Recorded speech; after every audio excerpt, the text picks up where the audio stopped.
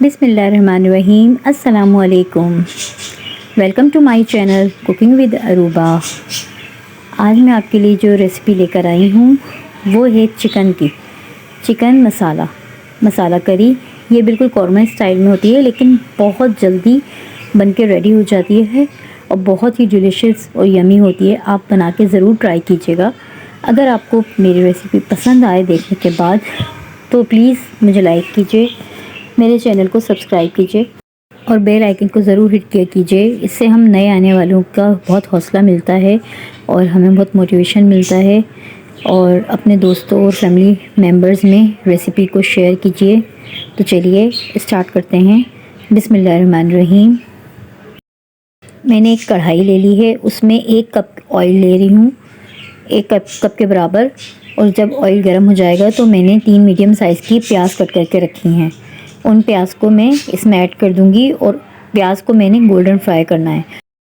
ये कुछ मैं मसाले ऐड कर रही हूँ।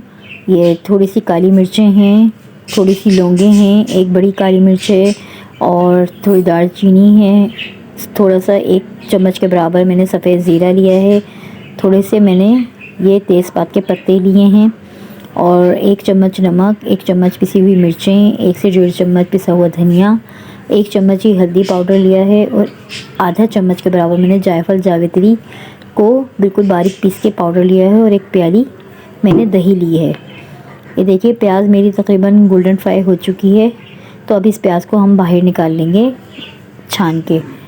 ये मैंने 1 किलो चिकन लिए, इसे अच्छी तरह वॉश कर लिया है और सुखा लिया है। अब ये इसी ऑयल में हम इसको फ्राई करेंगे। चिकन को हमने फ्राई करना है और ये मैं जिसमें ये मैंने तेज़पात के पत्ते और ये गरम मसाला रखा है, ये मैं इसमें ऐड कर दूंगी। और हमने अच्छे से चम्मच चला के इसको तकरीबन इसका कलर जब तक चेंज हो इसको अच्छे से मिक्स करना है। अब मैं ये 1 चम्मच पिसा हुआ लहसुन पाउडर और अदरक पाउडर है वो मैं ऐड कर रही हूँ। आप चाहें तो फ्रेश लहसुन अदरक भी यूज़ कर सकते हैं।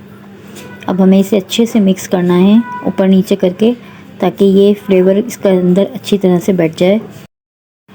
और हमने फ्लेम तकरीबन हाफ़ रखना है, यानी कि बिल्कुल हल्का नहीं करना, स्लो नहीं करना है। दरमियानी आंच पे हमें इसे तकरीबन 5 से 6 मिनट तक भूनना है, इसे फ्राई करना है और चलाते रहना है ताकि ये अच्छे से इसमें जज़्ब हो सके, तमाम मसालों का फ्लेवर इसमें मिक्स हो सके। ये देखें हमारे चिकन का कलर तकरीबन चेंज होता जा रहा है। देखें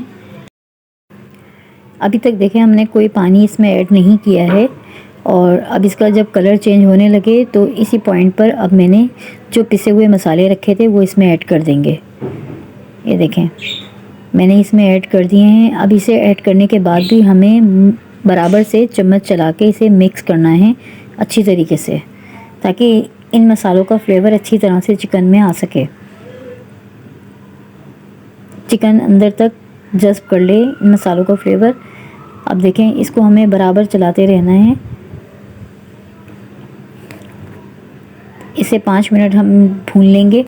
अब ये देखें प्याज मैंने जो निकाली थी ये बिल्कुल गोल्डन फ्राई हो चुकी है। आप चाहें तो इसे हाथ की मदद से मैश कर लें। मैं इसे ब्लेंड कर ले रही हूँ, ठीक है। ये मैंने 1 प्याली जो दही ली थी, अब ये दही इसमें ऐड कर रही हूँ क्योंकि ये बिल्कुल खुश्क है। ये देखें मैंने इसे दही को बिल्कुल ना फेंटा है ना कुछ किया है। अब ये दही अच्छी तरीके से इसमें मिक्स हो सके हमें चम्मच चला के इसको मिक्स करना है। देखें दही ने पानी छोड़ दिया है, आप देख रहे हैं। तो इस पानी को हमने अच्छे से खुश्क करना है, हमें चलाते रहना है, भूनते रहना है। देखें माशाल्लाह बहुत अच्छी इसमें से खुशबू आना शुरू हो गई है। 10 मिनट बाद हम जब चेक करेंगे तो ये देखें पानी इसका तकरीबन खुश्क होता जा रहा है और इसमें बहुत अच्छा सा रोगन आता जा रहा है और हमारी चिकन भी हाफ़ से ज़्यादा कुक हो चुकी है। इसी तरह इस पर रोगन आता रहेगा।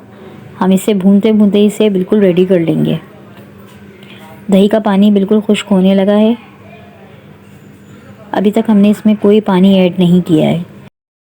अब इस मोमेंट पे मैंने प्याज जो ब्लेंड की है अब मैं इसमें ऐड कर दूंगी। प्याज को हमने ऐड करके इसमें निकाल लेना है अच्छे से और फिर इसे भी अच्छी तरीके से चम्मच चला के इसमें मिक्स करना है।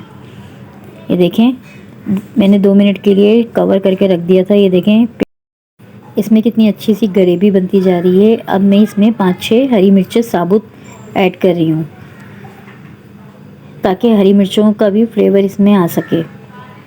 ये देखें माशाल्लाह से हमारी चिकन अच्छे से कुक हो चुकी है और बहुत ही अच्छी इसमें खुशबू आने लगी है। और ये देखें कितनी अच्छी इसकी ग्रेवी तैयार हुई है।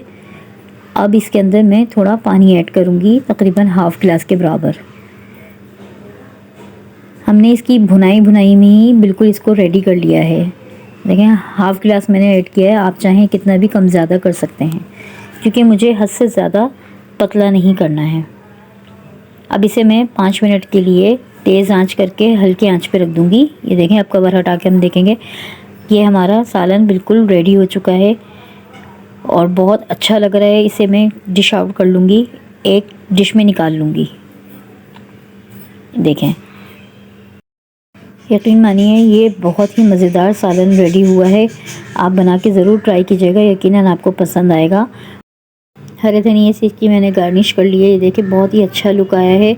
अगर आपको मेरी रेसिपी पसंद आए तो प्लीज़ लाइक कीजिए, चैनल को सब्सक्राइब कीजिए, बेल आइकन को ज़रूर हिट किया कीजिए। अपने दोस्तों और फैमिली फ्रेंड में मेरी रेसिपी को ज़्यादा से ज़्यादा शेयर कीजिए। दुआओं में याद रखिएगा, अपना बहुत सारा ख्याल रखिएगा। अब इजाज़त दीजिए, मिलती हूँ नेक्स्ट रेसिपी के साथ। अल्लाह हाफिज़।